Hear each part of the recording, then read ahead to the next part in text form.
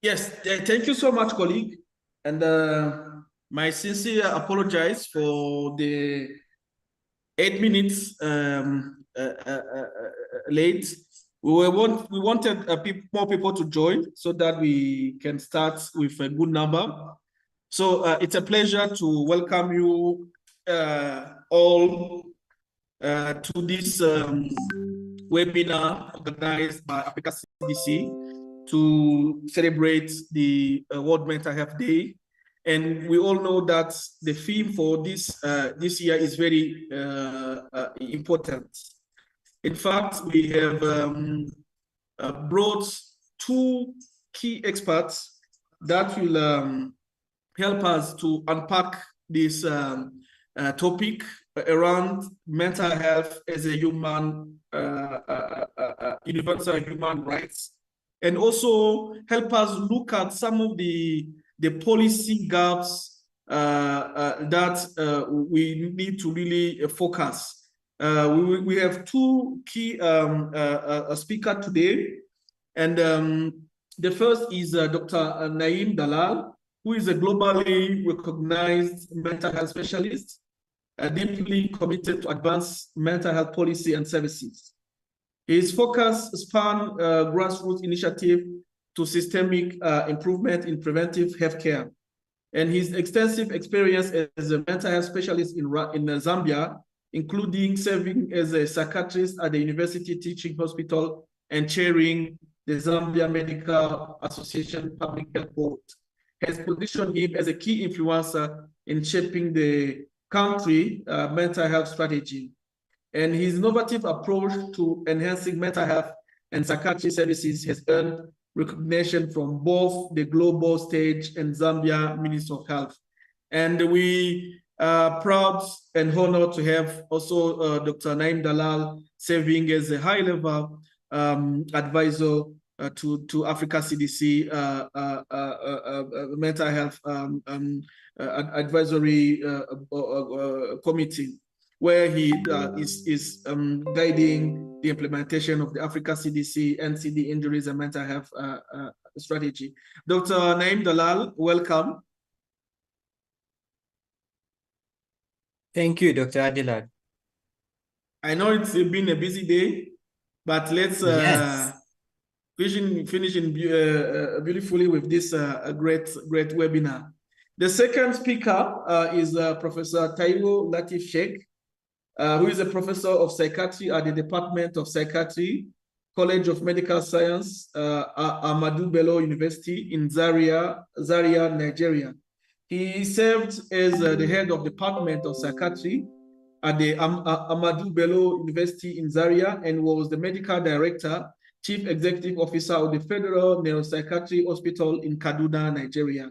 He is a trainer and an examiner of the Faculty of Psychiatry, West Africa College of Physicians, and Ghana College of Physicians and Surgeons. And he is also a faculty member at the Global Mental Health course at Harvard Medical School. He was chairman of the Faculty of Psychiatry at the West Africa College of Physicians, president of the Association of Psychiatrists in Nigeria, and currently serving as the National Secretary in Nigeria of the West Africa College of Physicians. He's also a president of the Psychological Relief Society of Nigeria, chairman of the Psychotrauma Working Group of the Association of Psychiatrists in Nigeria, and member of the National Action Committee on Mental Health in Nigeria. He's also part of the Africa CDC High-Level Advisory Committee on NCD injuries and mental health, guiding the implementation of the continental strategy on NCD injuries and mental health. He is also regional representative coordinator of the Lifeline International. Professor Taiwo Latif Sheikh, welcome to this webinar. Thank you very much, Dr. Adelad. Thank you, everyone. It's a pleasure to be here. Yes, thank you so much, Prof.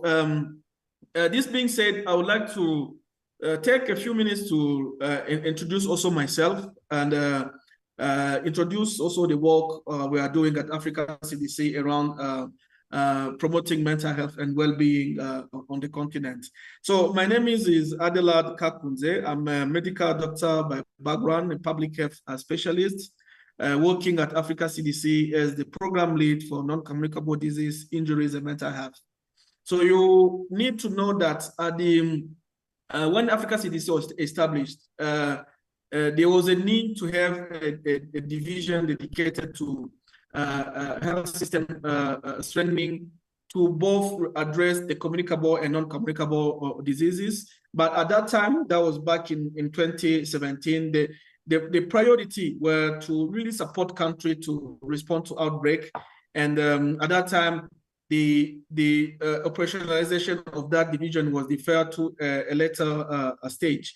And in September 2020, right in the middle of the COVID-19 pandemic, the division was established with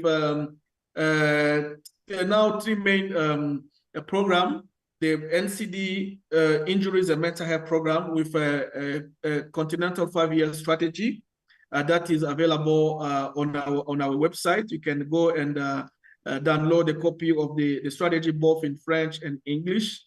And we have a program on endemic and neglected tropical diseases, and a program on reproductive health services added to the division on infection prevention and control.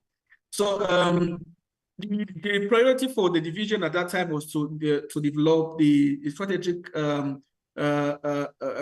role that Africa CDC can play in supporting countries to address this growing burden of non-communicable disease, injuries, and mental health. And as I mentioned, we have now a continental strategy. And I just want to now give a few examples of how we've been able to progress on the implementation of the strategy. So the key objective, if you look at the strategy, is to support countries to be able to develop, integrate, and implement national and supranational framework and policy for the prevention and control of NCD injuries and mental health. We have a key priority to advocate for political commitment for NCD injuries and mental health. We are working to align member states, regional economic communities, and partners to establish and strengthen the multi-sectoral action and coordination on NCD injuries and mental health. And we are also working to strengthen the required workforce for NCD injuries and mental health and link them in a continental-wide network and practitioner and researcher. And we are also working on looking at sustainable continental and regional funding mechanisms for the implementation of those strategy, and of course, ensuring access to affordable technology, medicine, and diagnostics. And so far, we have been able to really support countries where, for example, we provided strategic guidance to member states to develop and implement evidence-based program on NCD injuries and mental health.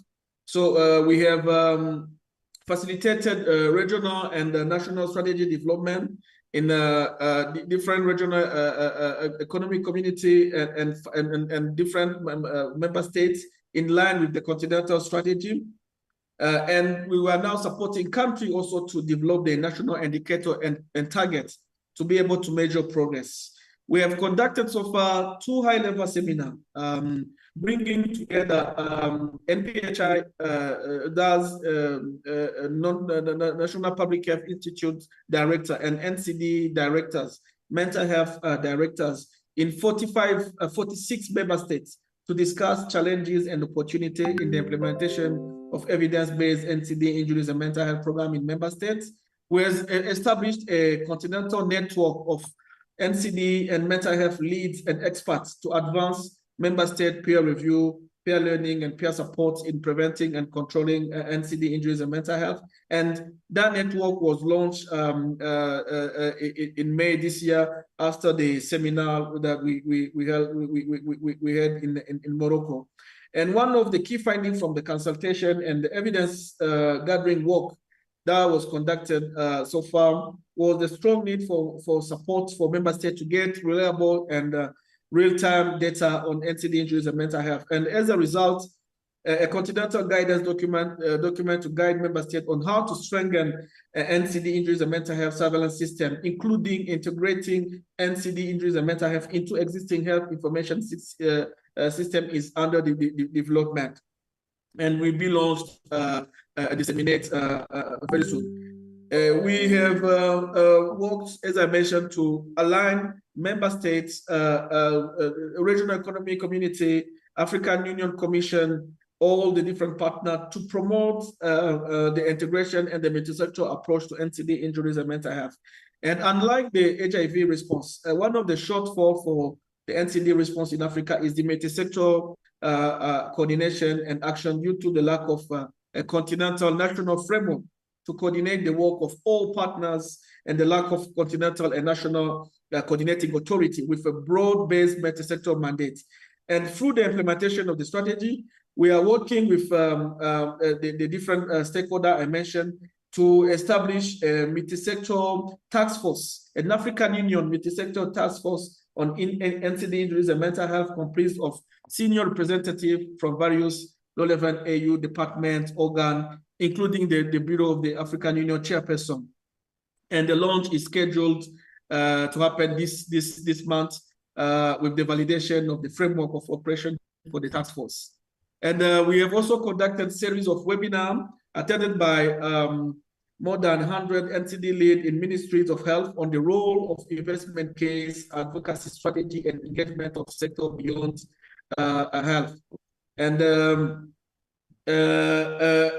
particularly on the integration of mental health and psychosocial support into emergency response, I would like to highlight that we have worked with the different division at Africa CDC, the regional coordinating center, and the AU department to foster regional collaboration, identify lessons learned from past emergency, sharing best practices, and conduct regional advocacy initiatives.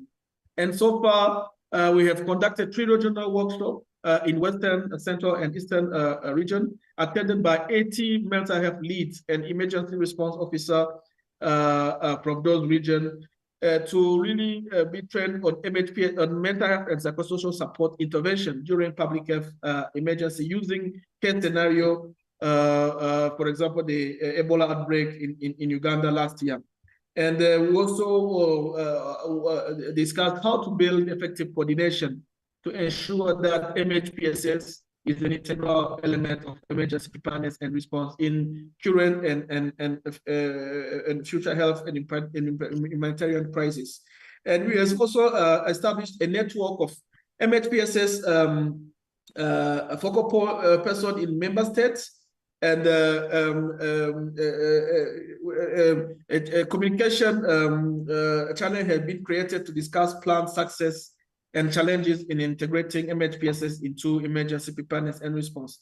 And we're also working in having a surge capacity when it comes to MHPSS, and also have been working with the Division of Emergency Preparedness and Response to deploy quickly experts where there is a need.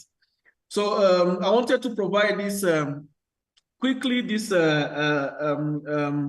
a short report on what have been achieved since the launch of the strategy so far, before we now go into the main topic of today, which is the presentation by Dr. Naim Dalal, who will look at the mental health policy gap when it comes to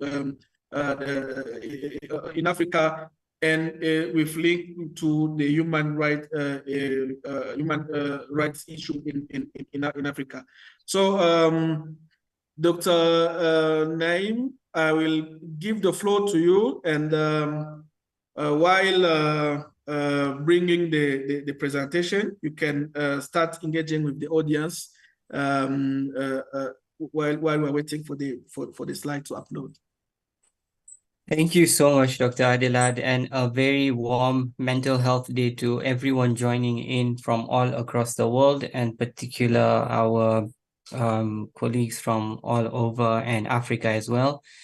My name, as Dr. Adelad said, is Naeem, and I will be taking you through a presentation on mental health is a universal human right, promoting right-based policy and law for mental health. What I will be focusing on is the mental health policy gaps and development in Africa. Next slide. So mental health issues are usually given very low priority in health service policies. And although this is changing, African countries are still confronted with so many problems caused by non-communicable as well as communicable diseases and concerns such as malnutrition, such that as we stand right now, we are yet to be aware of the full impact of mental health disorders on the continent. So the presentation insights will actually focus on quality rights. What does that mean? How can we transform services, promoting rights, and build capacity to combat stigma and discrimination and promote human rights and recovery tailored to mental health? We will be talking about inclusion, what it means to promote the participation of persons with lived experience and support civil society when we talk about mental health. We also discuss respect rights, which is a big point on this year's Mental Health Day, where we want to create community-based services and supports that respect and promote human rights. And finally, looking at all of these things together, quality rights, inclusion, and rights, how do they get implemented? And this is done through policies. We need to reform national policies and legislation in line with the Convention on the Rights of Persons with Disabilities and other international human rights standards. Next slide. So Africa is a large continent, and over the years, we realized that as a continent, we have many competing needs. And we all know that mental health is a key pillar of health and well-being. And many people have realized the importance of mental health, especially with the wake of COVID-19, the sporadic conflict that the continent faces, and also more recently, the recurrent climate uncertainties that we are experiencing. And we might know what is happening with our minds, but do we know how to get our rights? Every person's mind is wonderful, complex, and different, but our rights are actually the same. We all have a right to health, which includes good mental health, which is an integral part of our overall health and well-being. We also need to understand that all of us has a right to access quality mental health care, which is universal.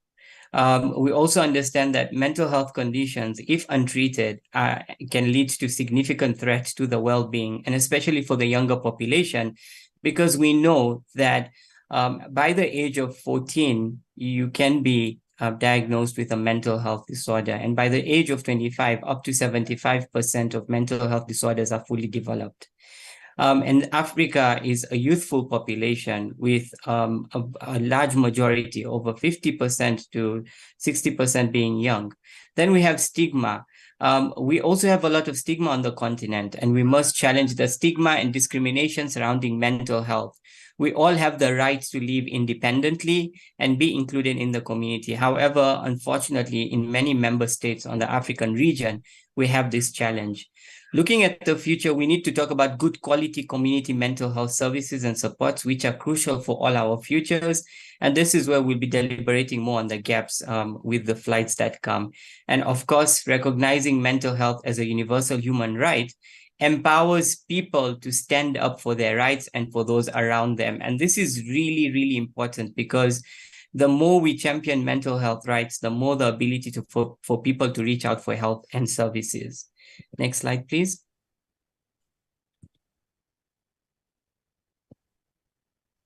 So mental health issues, as highlighted, are usually given very low priority in health services.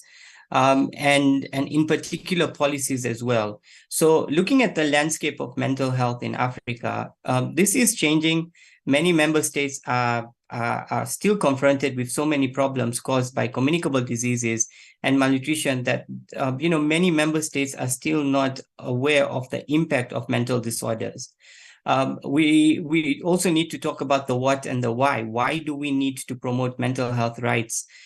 Policies must take into account the scope of mental health problems, provide proven and affordable interventions, safeguard patients' rights, and ensure equity.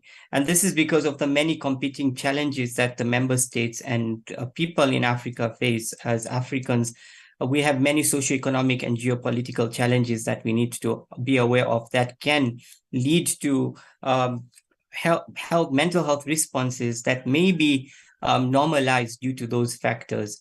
Then, of course, mental health policies. Every country must formulate a mental health policy based on its own social and cultural realities. We need to understand that as a continent and as member states, we have a unique, diverse cultural landscape, and our people have different tribes and beliefs and spiritual factors that define them. And mental health policies need to focus on all of these different elements to promote universal mental health rights. Next slide, please.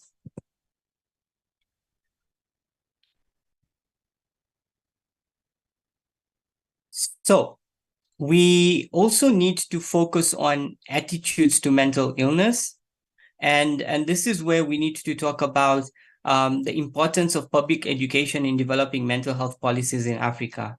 Now, in most parts of the African continent, people's attitudes towards mental illness are still strongly influenced by traditional beliefs. And these also include supranational causes and remedies. And this belief system often leads to unhelpful or health-damaging responses to mental health and mental ill health. And this may also promote to stigmatization of people living with mental health, and those who actually attempt self-harm, suicide, are reluctant and delay in seeking appropriate care for these problems. Such beliefs also affect the provision of mental health care services for those in need. And thus, we need to focus on policies that promote a well-being that overcomes these stereotypes and these concerns. The education of the public and in particular all of us should be given prominence in the development of good mental health legislation, because many aspects of people living with mental health often is promoted by and preceded by stigma and discrimination.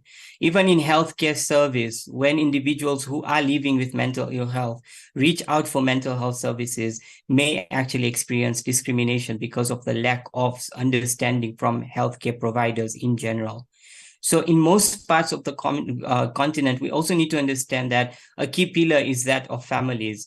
And families are unique in values and culture.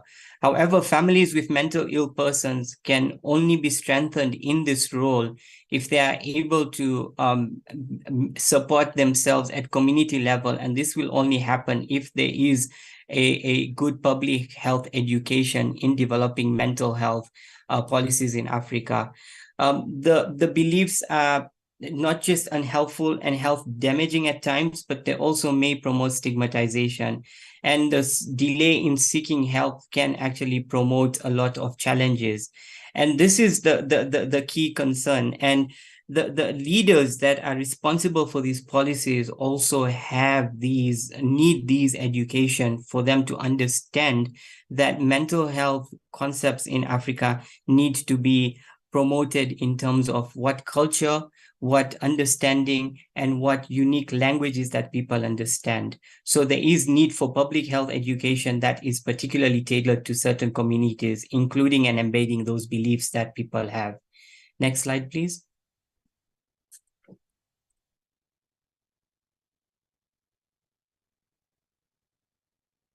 So provision and delivery of health and social services, this is another key point. We need to be aware of the fact that in Africa, in many of the member states, we do not have adequate amount of mental health services. And also in the communities or in the regions, in those countries where mental health services are available, does not mean that people have access to those services because of the challenges that I highlighted earlier on.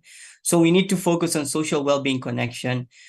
We should recognize the link between community mental health and social well-being. And when I say social well-being, I'm talking about socioeconomic well-being as well.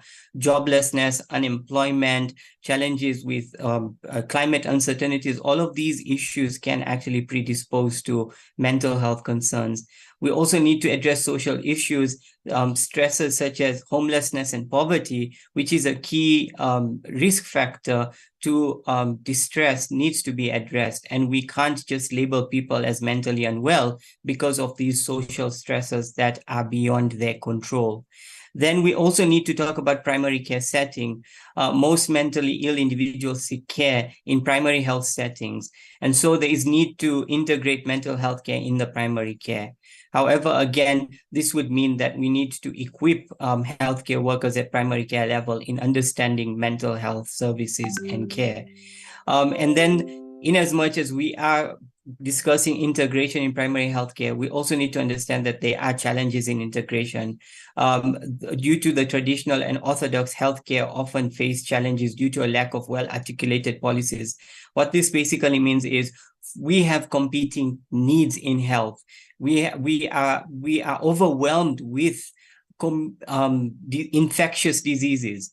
And so there are so many competing needs that are out there at primary care level, such that integrating mental health has equally proven to be a bit of an overwhelming undertaking for many member states. So this is another point when it comes to legislation, which needs to strengthen this. And then also, we need to remember that majority of member states on the continent have a heavy identity and cultural norms towards traditional well-being. And many studies have shown that from 20 to 40% of people, when feeling unwell, both physically and mentally, first reach out to a traditional healer before they reach out to a standard healthcare worker. So we also need to look at legislation that looks at supporting and integrating traditional practices that are applicable in spirituality as well, in support for mental health care, because we are talking about universal health rights, and these are things that define many of the people as well. And then integration goals have to look at improving the efficacy and safety of traditional practices, setting training standards, practice guidelines, and ethical codes, because again, there's a big debate around what is the right traditional practice and who defines that. And these are all things that have to come from policy level with wide stakeholder engagement, which Africa CDC is actually spearheading. Next slide, please.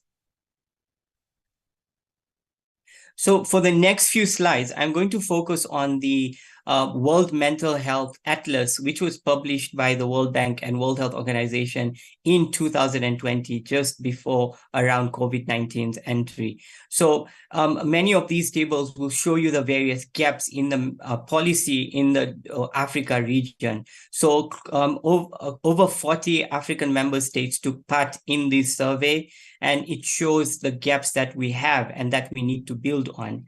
So this table looks at mental health policies and plans, estimated and allocated human and financial resources. And when you look at this one, only 7 out of the 39 member states actually responded that they actually have human resources that may be able to support mental health in those particular countries. However, it also clearly shows that over 44% that answered showed that there's a difficulty in estimating the financial resources needed to implement mental health policies, and others actually guided to say they don't have any plans for mental health. So this is a huge number. This shows that we have a lot of work to do as a continent to support various member states in actualizing policies that can promote mental health and well-being. Next slide, please.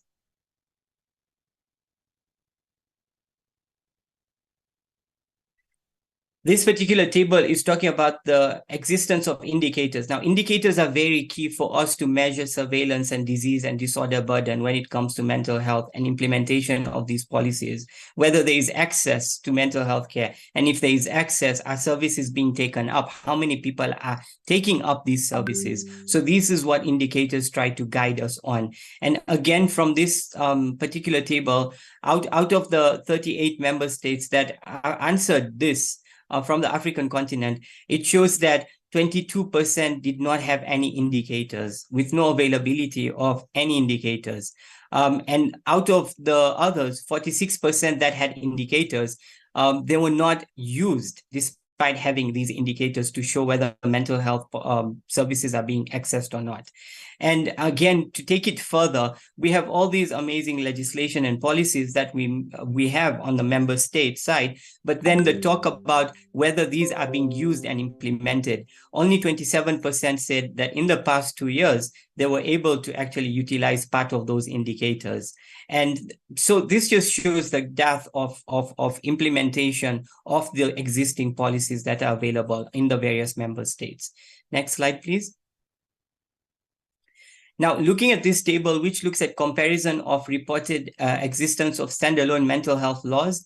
Now, this is one of the key things that Africa CDC has been championing and spearheading, with more recently having supported Sierra Leone in actualizing its presidential task force in mental health.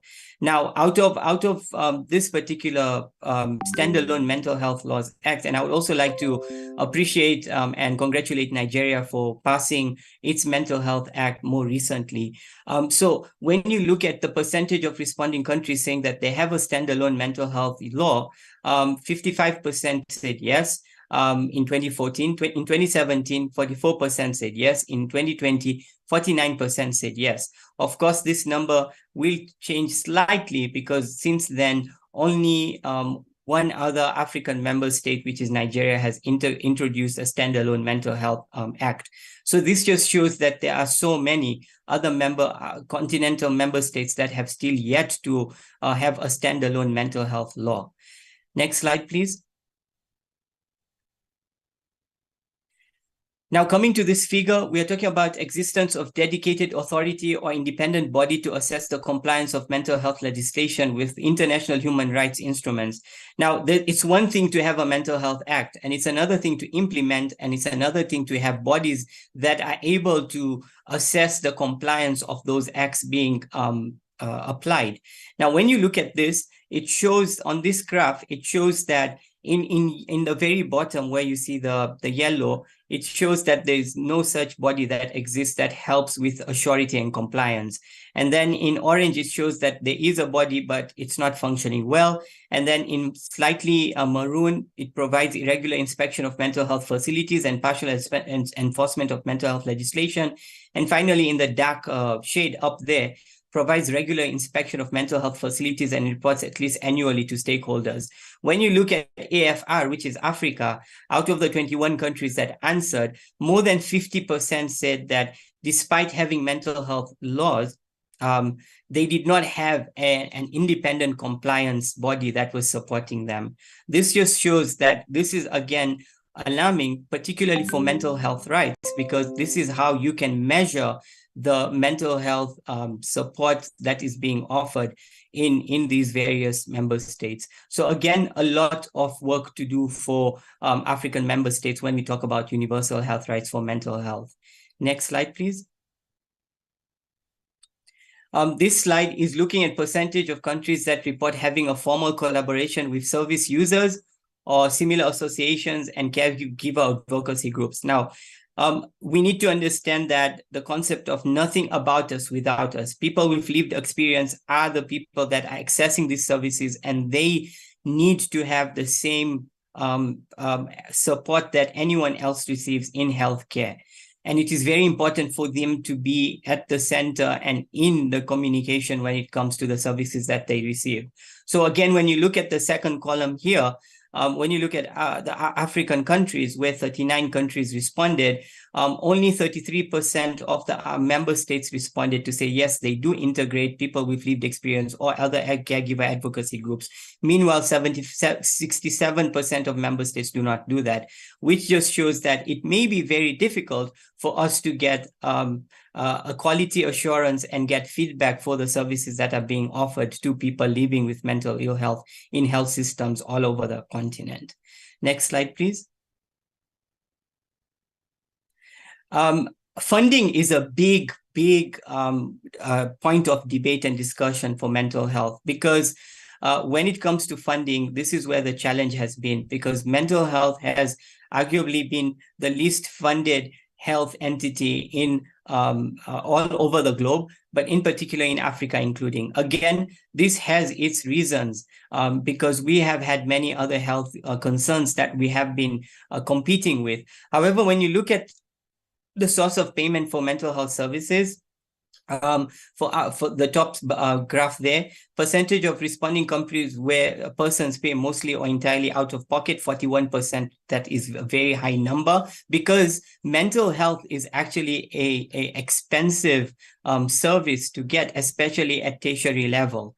And then when you look at 59% where mostly get from insurance, or the government actually supports them. So this is another key point to look at, because we need to have policies that focus on insurance and support for people living with mental health, especially with chronic illnesses, which are long-term, as these may lead to a lot of financial costs on people. And then we also have to look at psychotropic medications. So psychotropic medications are medications that work on the brain, in particular for conditions that are long-term for mental ill health. And when you look at that, for Africa, again, a very high percentage is being paid out of pocket by many people. And this is because many of these medications are being sourced from outside the continent. It's also imperative that as a continent, we also start looking at medication manufacturing and patency for these licenses for these various medications, so that they can be affordable and accessible. If we have to have people living with mental illness pay for medications, then we should also lobby and advocate for these medications to be affordable and accessible for our communities at their levels as well. Next slide, please. Then we also talk about mental health workforce, and this is a very big one. Mental health service providers. When you look at the African continent, we are the most affected, with the least number of mental health specialists, such as psychiatrists to population ratio, mental health nurses being a higher population, psychologists, as well as social workers and other specialized mental health care workers. For us, mental health care workers are actually a diamond in the rough, because we don't have that many mental health care workers as per needs of the population on the continent. And so it's very overwhelming. And when you look at that graph, it shows 1.6 per 100,000 population as of 2020. And there is need for policies and legislation to also advocate and lobby for mental health specialists to be available, so that the people get access to mental health care service providers. Next slide, please. Coming to the conversation around young people, in particular adolescents and children, this is a discipline on its own when it comes to mental health. Africa as a population is a young population. Unfortunately, we do not have child mental health policies or adolescent mental health policies or plans. Many, if not arguably all of the mental health policies that we have on the continent are overall mental health acts and policies that have little caveats and basically 1 or 2 paragraphs focusing on adolescent or child health care, which requires the mammoth support that it needs for the services that this particular younger population needs. And this is a particular table that I've actually taken from the same mental health atlas for people to understand that we need to understand mental health care specifically for children, because at a younger population, that is where mental health symptoms do develop. And if caught early, this is where we can prevent long-term mental health illnesses. And so there is that need for advocate and lobby specifically for adolescents as well as the youthful population as well. Next slide, please. So coming to, I've highlighted so many gaps. There's many changes that have taken place over the years, and especially COVID-19 has actually been a catalyst which has highlighted the importance of mental health and psychosocial well-being. And so Africa CDC has a non-communicable diseases, injuries prevention and control, and mental health promotion strategy, which was launched in 2020, just at the around, you know, when the COVID-19 wave was going down. And this strategy has a particular objective, and one of the key objectives and thematic areas is looking at mental health rights for people living with mental health, and also mental health legislation. How can we expedite and catapult policy formulation for member states on the African continent? So there is the support in this strategy, which clearly highlights the development of mental health policy in Africa, which should be guided as a set of goals: change the negative perception of mental disorders by the public, reduce the incidence and prevalence of mental health disorders. And it also further guides that policies must aim to maximize scarce public resources and support families in the provision of the best possible care for the mentally ill. The goals must recognize the need for clear strategies to reduce this disablement associated with mental illness, and to promote research on mental illnesses and how to prevent or treat them. So there's quite a lot of momentum that Africa CDC is actually pushing in this narrative. And as guided, there has been a launch of a presidential task force, because a lot of research highlighted that in Sierra Leone, over 98% of the people do not have access to a mental health care provider. And so with that, there has been this change and movement. In addition to that, in the Africa CDC's interventions, as highlighted by Dr. Adelard, there's also been a huge shift in integration of mental health in mental health psychosocial support in emergencies and conflict and crisis areas. So there is that movement that is taking place in promoting universal mental health rights for people on the African continent. Next slide, please. So in summary, colleagues, it is evident that without necessary action from every stakeholder involved in delivering mental health services in Africa, catastrophe is only a matter of time. As highlighted, we have a lot of gaps.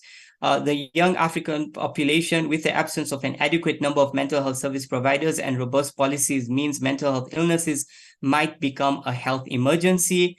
However, there is still a window of opportunity to reimagine the mental health services in Africa, and this is through legislation and policies from top down, and relevant stakeholders must come together to develop a long-term plan for the continent. And with that said, I end my presentation. Thank you for your attention.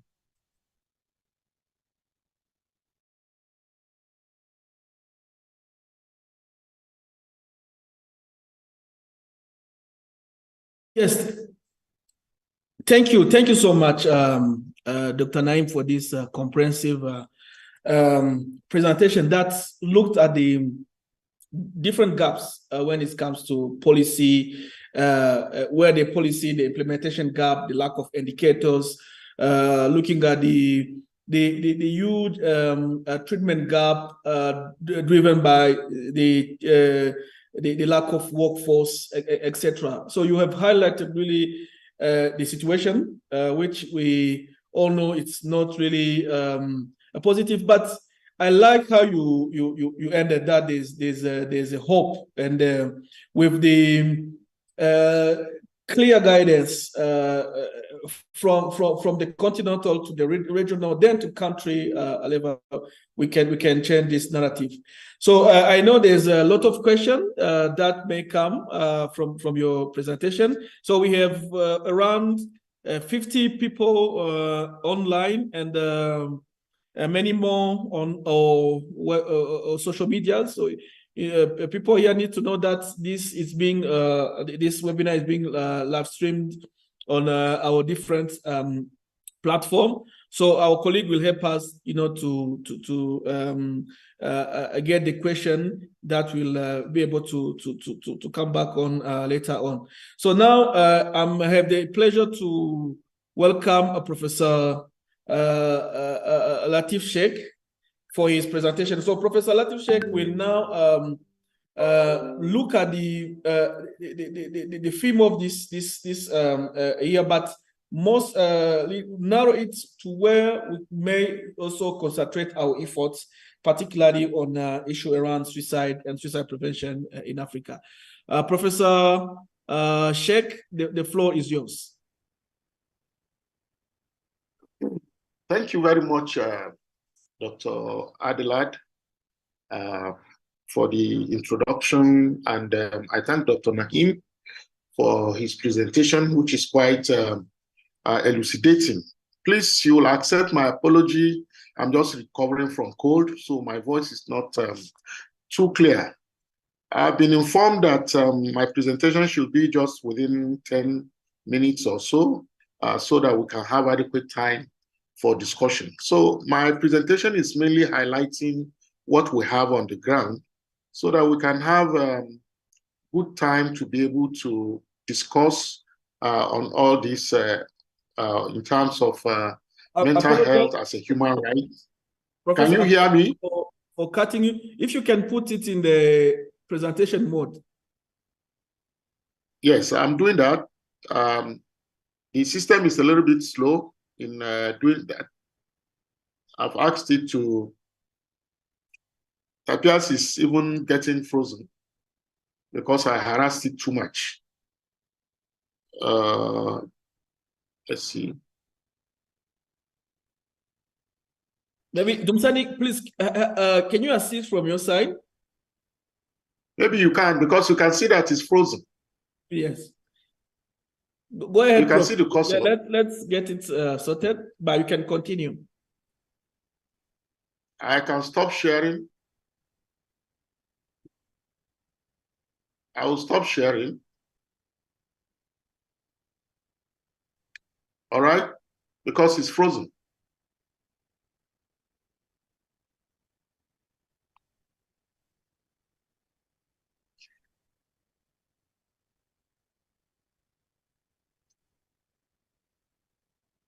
Yes, go ahead, Prof. Now I think it's fine. Okay, thank you very much. So we can move to the next slide, please.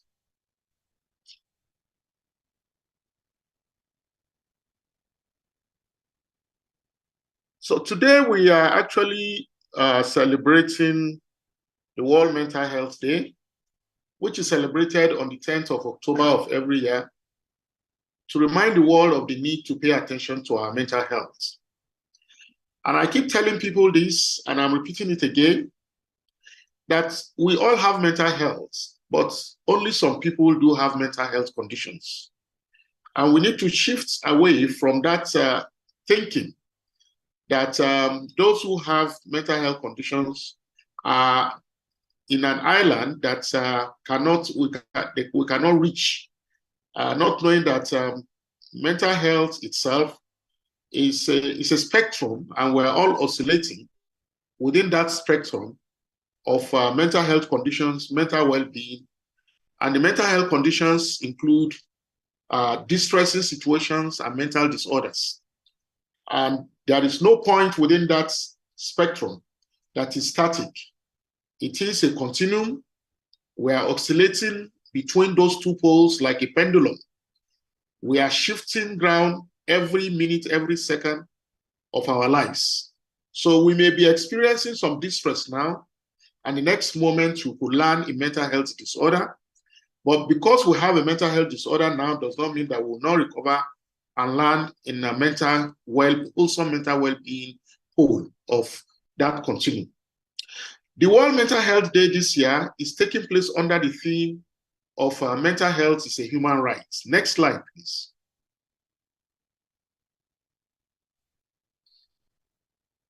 Next slide.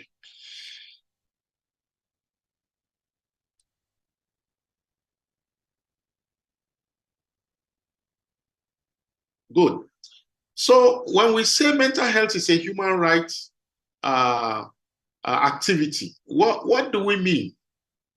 This is the theme, and this particular theme is reminding of us these subjects. Access to affordable, cost-effective, and quality mental health service is determined by availability of services, awareness of the mental health condition by ourselves, and the knowledge of available services. So that service available is not enough.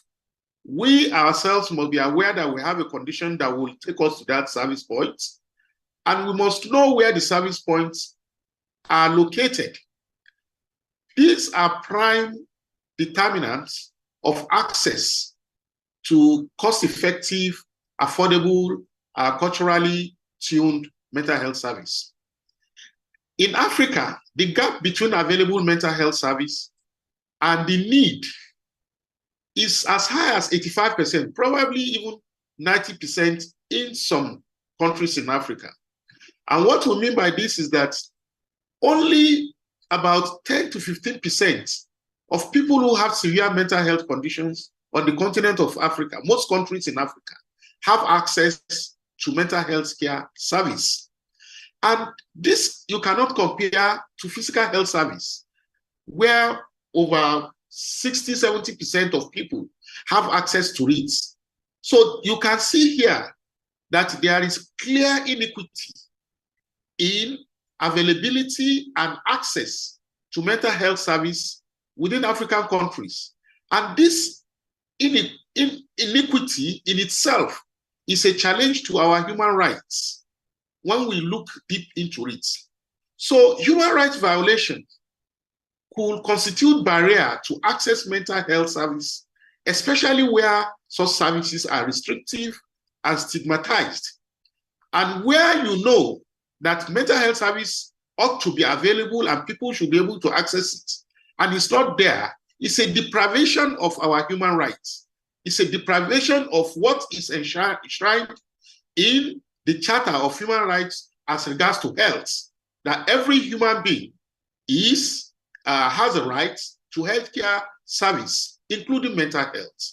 So this is a clear-cut human rights violation when we don't have access to mental health service. Next slide, please.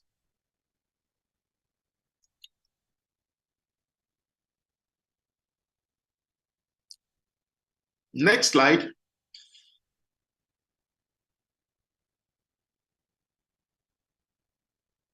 Next slide. Okay. So mental health as a universal human right continues. It is an opportunity for people and communities to unite behind this theme of mental health is a universal human right, to improve our knowledge, to raise our awareness, and to drive actions that promote and protect everyone's mental health as a universal human right. It emphasizes that mental health is a basic right of everyone and everywhere, no matter where you are. Next slide, please.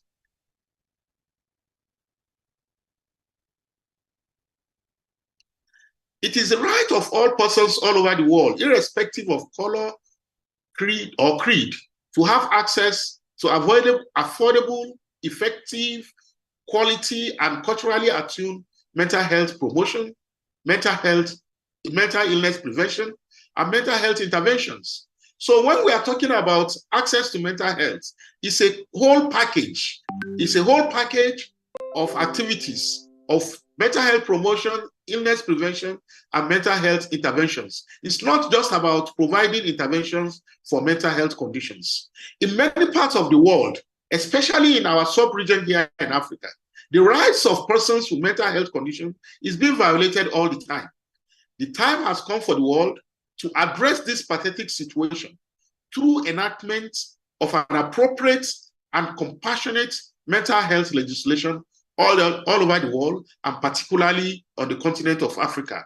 I'm glad that Dr. Naim really highlighted this, and congratulating Nigeria for being able to achieve this year. Next slide, please. So it brings us to the issue of mental health and suicide. Like I told you, I have very few slides so that I can give room for discussion. The relationship between suicide and mental health is quite obvious. And I don't think I need to remind us here with the statistics that surround suicide on the continent of Africa. Africa is within a very high suicide belt globally. The suicide average among countries is above the global average of suicide per 100,000 that we see. And 6 of the world's countries with highest rate of suicide per 100,000, actually, they lie within the African continent. So it is very important that we pay attention to suicide. One more important message I want to pass here is that suicide among African countries is even highest among the youth, those between the ages of 15 and 30. And these are the people who actually represent the future of the continent. And they are the ones that are really targeted by suicide. The issue of suicide on the continent of Africa has reached a crisis point, a point where something has to be done. So when we go back to look at the relationship between mental health and suicide, we'll realize that over 90% of attempted suicide and suicide are linked to mental health conditions or substance use disorder. So it is therefore imperative for us to integrate suicide prevention programs into mental health promotion, prevention, and intervention programs within the continent. This is particularly important given that the social determinants of suicide are similar and related to those of mental health conditions. And when we say, next slide, please. And when we say social determinants of suicide and mental health, we are talking about non-mental health determinant of suicide. These have to do with matters related to poverty, lack of employment, civil strife, abuses, human rights abuses, and so on and so forth. These are the things that we refer to as the social determinants of our health. And we do know that social determinants of mental health are very similar and related to the social determinants of suicide. Now, when we look at it, I talk about mental health, suicide prevention activities. It's not just about awareness campaign, advocacy campaign, and bringing in intervention. It also has to do with our legislations. We have been able to, in Nigeria, we have been able to deal with one, legislation about mental health. Now there is also legislation across African countries that also deals with suicide. Many countries in Africa inherited laws with the within the Criminal Code Act from our colonial masters. These laws criminalize suicide attempts, and they are strange to Africa. They are not laws that we enacted ourselves. We inherited these laws.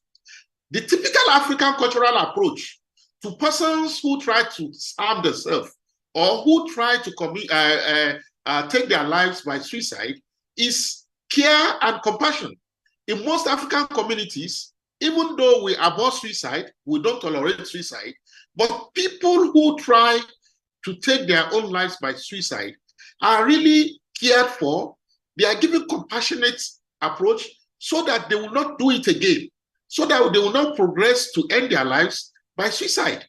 We do know that criminalization of attempted suicide is a major barrier for access to interventions for people who attempt suicide in many African countries. In fact, one thing that people misunderstand regarding criminalization of attempted suicide is that they think that criminalizing suicide actually will deter people from attempting suicide. But it's the other way around. We have found that countries who actually decriminalize suicide, they tend to have lower rates of suicide than those who criminalize suicide. So criminalization is a barrier in many ways. People who have that urge to die by suicide will not be able to come out. They are afraid of being jailed. The law that criminalizes suicide also sets punishment for those who try to help without reporting to the police or law enforcement agents. So people who have the risk of suicide will not even get support from members of the society. One very important aspect that criminalization of suicide does to Africa is that it doesn't allow us to have real data on suicide and suicide attempts. Because even those who die by suicide, they deny, the records deny. We don't have adequate record of people who actually die by suicide. So the law hinders us from having data, and you cannot plan without data. So the law will not allow us to have data for planning, the data we need to be able to provide integrated services for suicide prevention and suicide intervention. Next slide, please. So in conclusion, I would like to state here that persons under the burden of mental health condition must never be deprived of their human rights or be excluded from decisions about their own health and other life activities. Excuse me. Yet, all over the world, people with mental health conditions continue to experience a wide range of human rights violations, such as shackling, tying. In fact, the basic one is deprivation from access to mental health intervention. At the continental level and globally, we need to develop integrated and comprehensive strategic framework for suicide prevention, which must include the criminalization of attempted suicide. It must also include, within the framework, access to crisis helplines that are toll-free, that are technology-based, that will be able to link to our health management information system of the countries, that will be able to generate data for us, to be able to plan well, to put in place adequate resources, both human and material resources for suicide prevention and interventions for people who attempt suicide, and be able to treat conditions that could trigger suicide attempt and complete suicide. Next slide, please.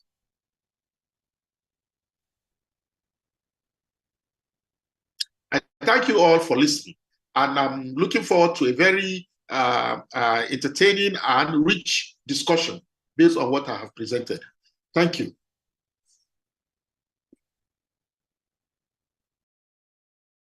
Thank you so much, Prof. Taiwo, for this very well articulated presentation, where you take back to the theme and topic of this year, looking at the nexus between mental health and human rights. And you rightly really now down to the issue around criminalization of attempt suicide, which is still really a challenge, where we find those who attempt suicide are victims, not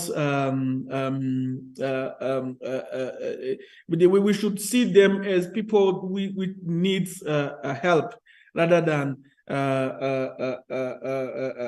people who are doing harm and who need to be I don't know, imprisoned or other kind of prison. So this is now one of the area where we want really to use the example of countries that have been able to really make good progress, such as Nigeria, Ghana, to help other countries to really embark on this journey.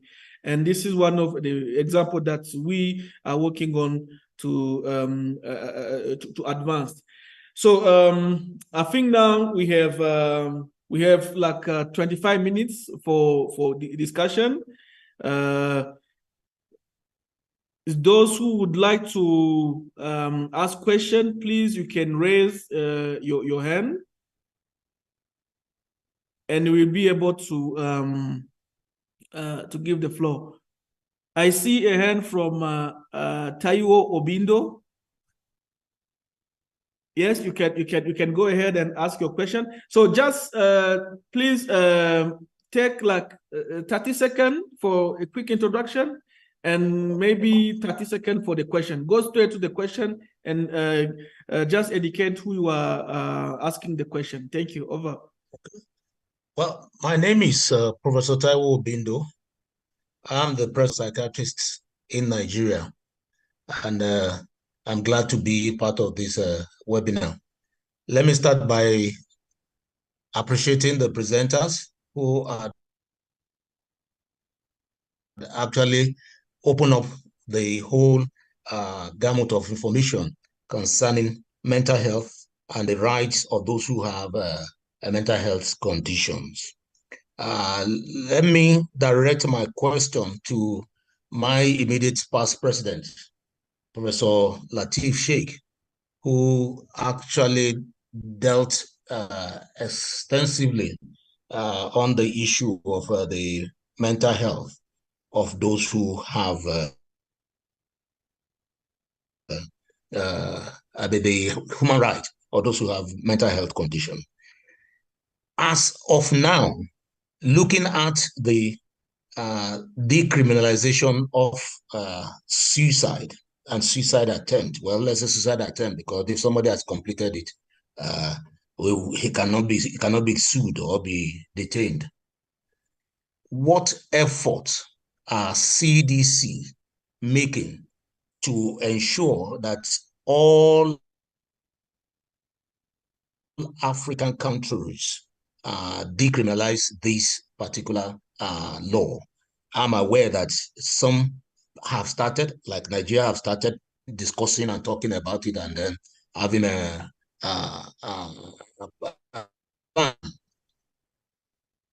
yes, thank you. A strategy towards it. Is CDC doing to effect this? Thank you very much. Thank you so much, Obindo. The question is well received. So we now give the floor to Asrat. Please be brief in your asking your question. Just a quick presentation, and then the question directly. Go ahead, Asrat. Thank you so much. I'm Atamilesh Asrat from Addis Ababa, Ethiopia, founder and executive director of Save the Safe organization.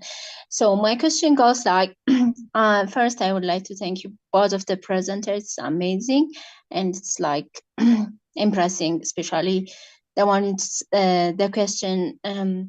The presentation that I want to address is regarding collecting data. It's I think it's we must have to work on it so that we can have a tangible evidence-based awareness creation or service provision regarding to the whole continent. The other thing what I want to address is like, as we know, Ethiopia is dealing with many things right now in crisis situation. It's like the mentality is 1% is affected out of 5. So, but we are dealing in many things. So, as a mentalist in psychosocial support, what is like African CDC is working currently to address these things in Ethiopia? Thank you. Thank you, Asrat. So we take the last question for this round from Veronica Nyamali.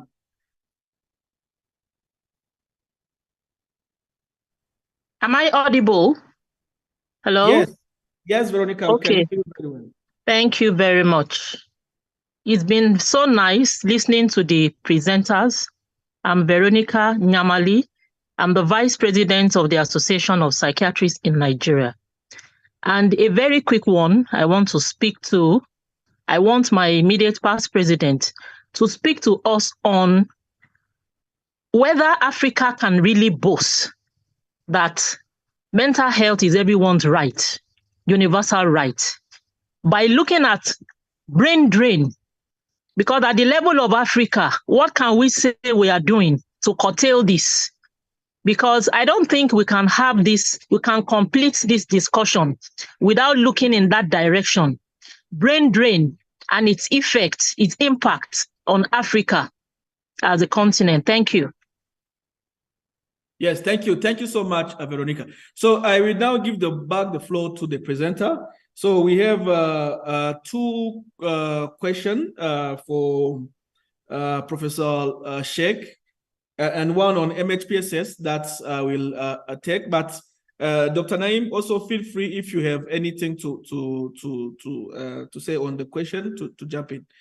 Prof, 2 minutes to respond to the question. Yes, thank you very much. Let me thank my president of Association of Psychiatrists in Nigeria for this very, very important question that will make people understand the role of Africa CDC towards mental health and suicide prevention on the continent of Africa. The Africa CDC has a strategic plan, and one of the key objectives of the Africa CDC strategic plan for mental health and suicide is to be able to abrogate laws, decrees, and codes that form a barrier to service uptake and adequate delivery of interventions for mental health on the continent. And criminalization of suicide is a law that, like I said, has become a barrier to uptake of services for suicide prevention and intervention on the continent. So it is within the strategic plan of Africa CDC to support all member states on the continent on how to remove such obnoxious laws that limit the capacity of our citizens to be able to access intervention, to be able to speak out, to be able to, conduct preventive activities for suicide on the continent of Africa. And I'm glad that Nigeria, under your leadership as well, is making efforts to be able to decriminalize suicide in the country. Then my vice president, Dr. Nyamali, we really cannot talk about access to mental health without talking about human resources for mental health service on the continent of Africa.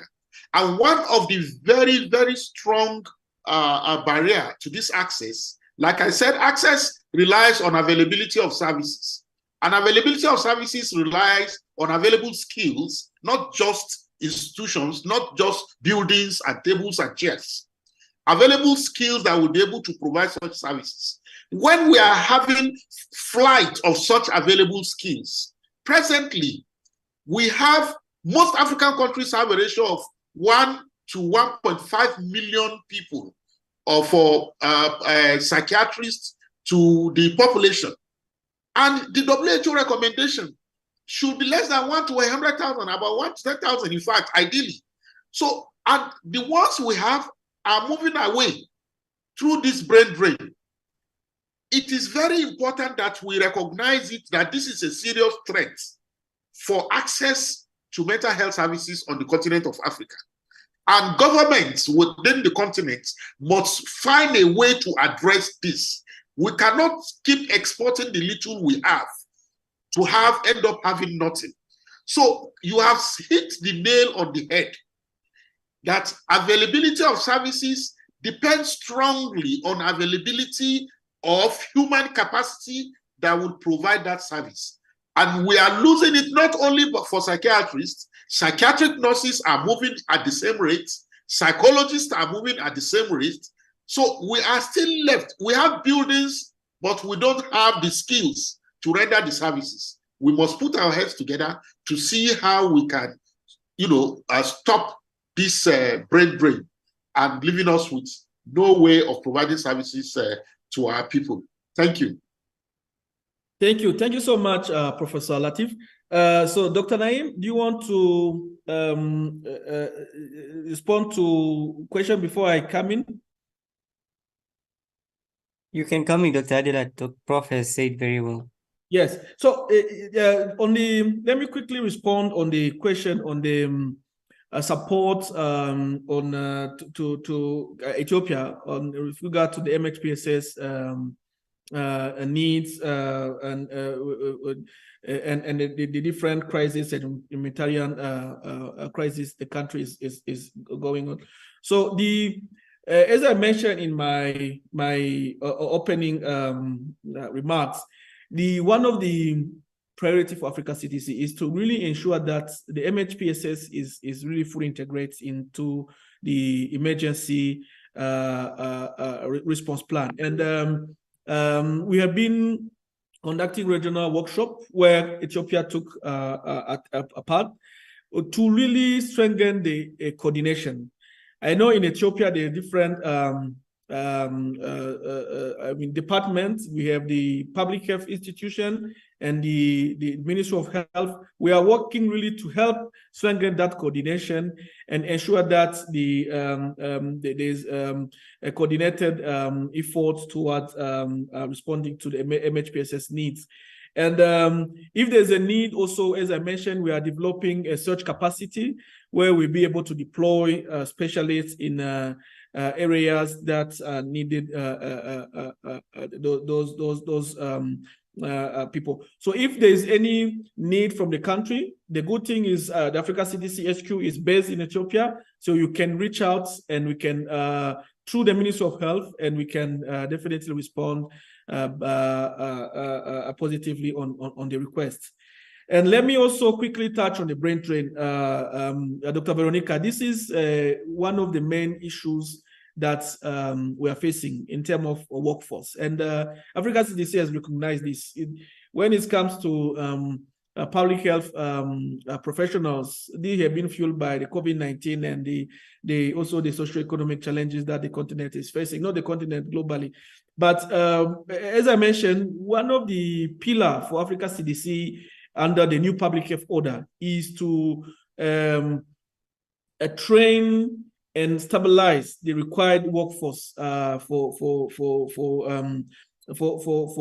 public health. And under this particular pillar, we have been negotiating with partners to come up with a continental a program to really tackle this issue, which is very crucial when it comes to mental health professionals. So very soon we will communicate on the Africa Mental Health Leadership Program that will be one of the solutions to this problem, where we seek to really develop capacity of people already in service in countries to be able to drive the mental health program based on evidence in the countries.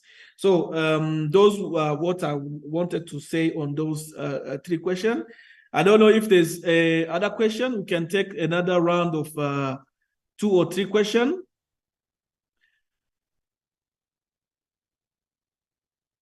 If not, there are some question in the Q&A. Maybe you can, if you can bring them.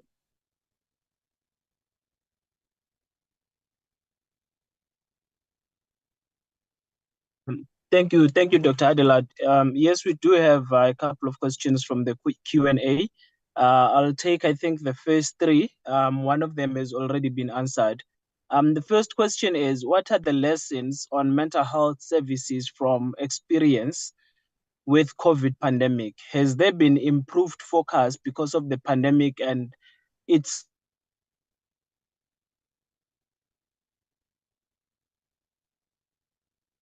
We lost you, Dumsani. Is it me or? To him. And then the second question is, can you hear me? Yes, go ahead, yes. Yes, I don't know if you heard the first question, Dr. Adelad, which speaks about... we heard it. Go ahead with the second. The second question is, can you speak to the same data or indicators focusing on children and adolescents? Policies and services may be available, but often there is nothing that is differentiated from this cohort, which is the age cohort, children and adolescents. I think this one speaks to the issue of data on mental health challenges on children and adolescents. And then the last question on that one is, what is the law for adolescents who tried to attempt suicide? Do you think factors such as bullying in schools should be criminalized the same way as suicide, since it's a form of abuse? Won't it be easier if mental health checks for adolescents or children were compulsory when they reach a certain age? Those are the questions. I'll hand over back to you, Dr. Adelaide. Yeah, thank you so much, Dubsani. Really great question. So I will request Dr. Naim to respond to the first two, and Professor Sheikh on the last one on bullying. Thank you for the question. So concerning mental health services and experiences from COVID-19, clearly COVID-19 was a pivot and a catalyst for mental health globally, and in particular for Africa as well. We realized that there were service gaps in mental health services as COVID pandemic was evolving, and during its peak period, we also saw a lot of psychosocial distress happening in many member states across the continent. So has there been improved focus? Definitely. This is why you also see Africa CDC in 2022 categorizing and coming up with a strategy on NCDs, injuries, and mental health. And since then, there have been many interventions through stakeholders, through Africa CDC, around mental health. There's also been integration of mental health and psychosocial services in pandemic response across the continent. For instance, in sub-Saharan Africa with the cholera outbreaks, we've also seen MHPSS mental health psychosocial services being integrated there. And with the climate uncertainty, we've also seen with the Ebola outbreak in East Africa in particular, Uganda, there was also mental health services that was being integrated there as well. So with the pandemic, yes, we have seen that, and the documented effects at member state level, they are there. And there has been also improvement in task shifting and task sharing for mental health services as well. Of course, there are a few teething problems, but this is continuing. Coming to data indicators focusing on children and adolescents, as we've highlighted, we understand that when it comes to the younger population from the ages of 14 going up to the ages of 25, this is the peak age where mental health symptoms start developing, specifically for chronic mental health illnesses. So prevention is actually targeted at that age, as well as screening is targeted at that age. However, due to the lack of mental health care providers, and specifically trained to understand mental health nuances for the younger population on the continent, it is very difficult for us to have our data. But indicators-wise, we do have indicators on the gaps. And as I highlighted from the World Mental Health Atlas gap, there is a huge gap with 11% of member states out that communicated to say they do have some sort of mental health services for the younger population. Now, again, I would also like to add a caveat to that to say in member states, these mental health services for the younger population are heavily situated in the urban communities, with rural and indigenous communities being left out. So there is that huge gap. And so we do need to lobby and advocate more for the younger population. Thank you, Dr. Adelaide. Thank you. Thank you so much for those excellent insights, Dr. Naim. So let's now move to Prof on the issue around bullying.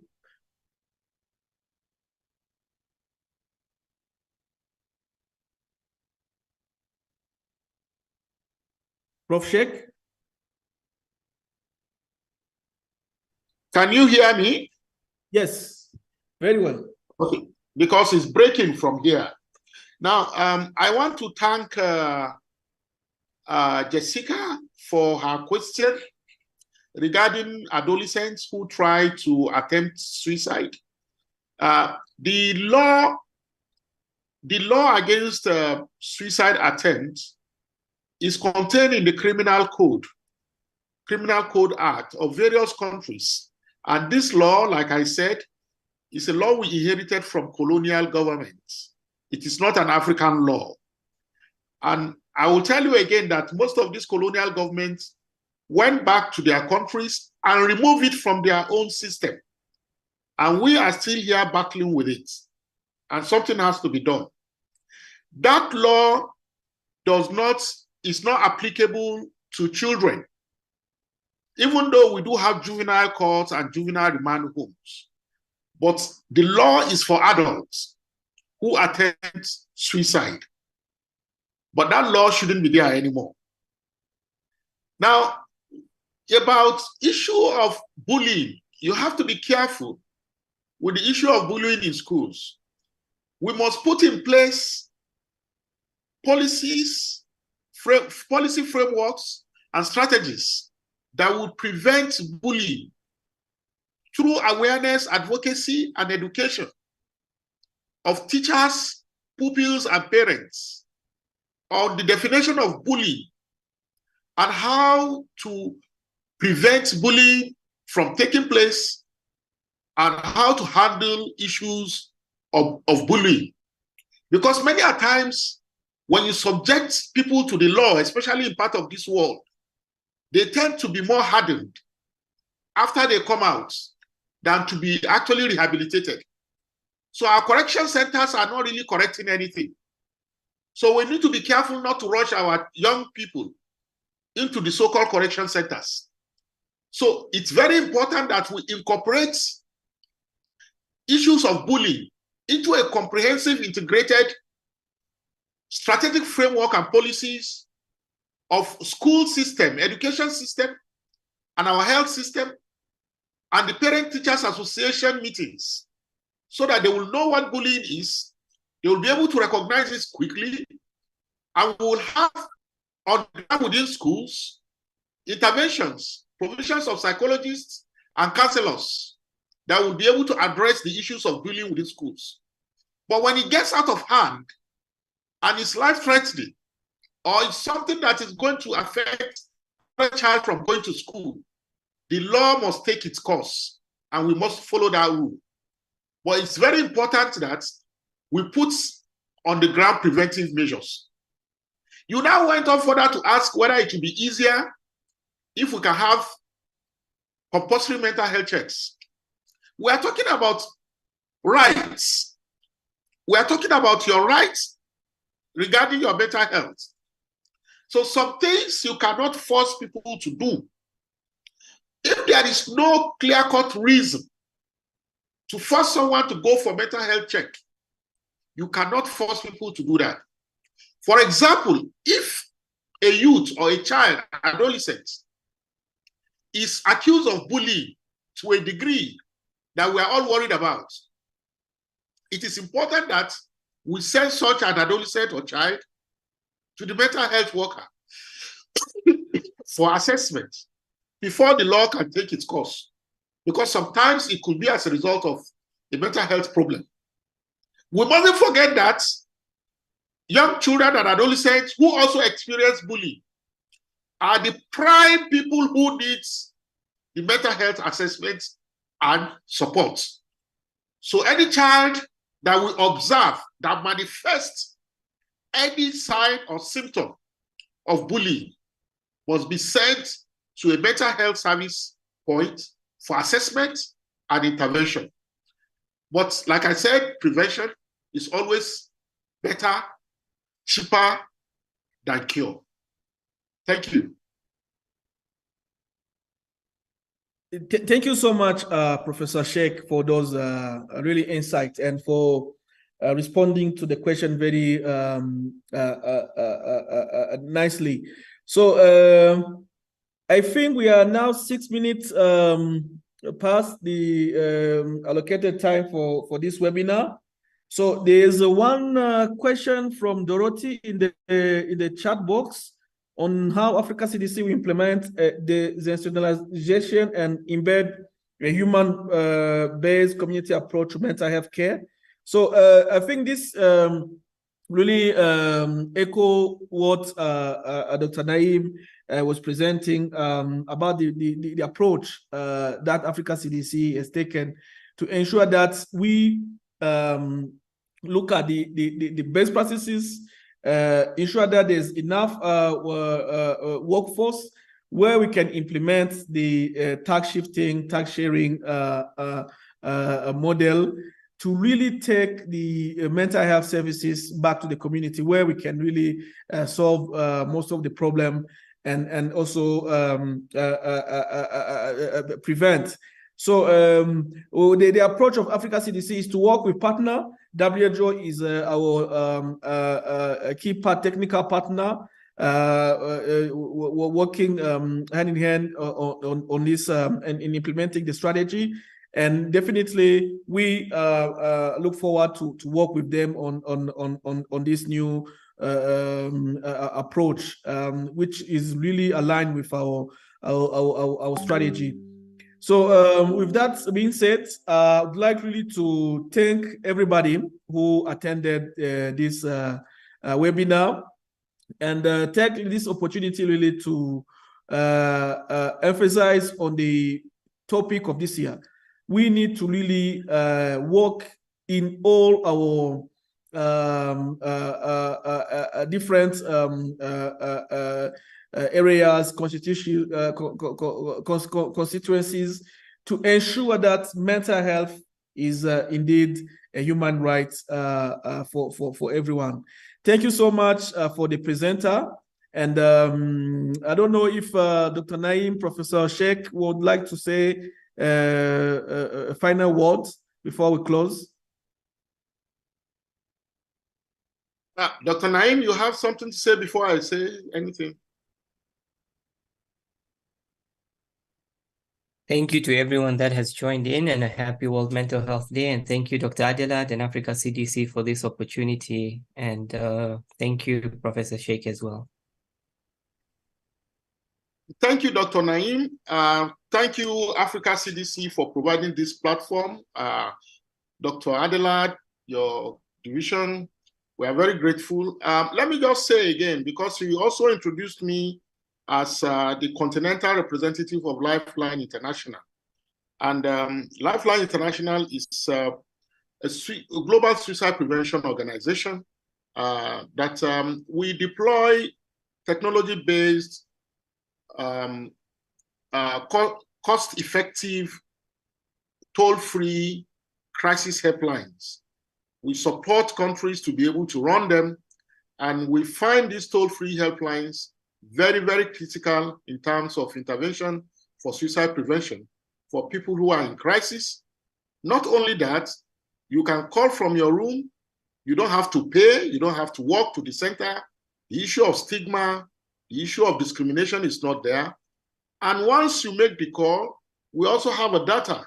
We have something we can use for planning, for intervention, for prevention purposes, to even develop our programs, to develop our strategies, to be able to meet up with the society demand for suicide prevention.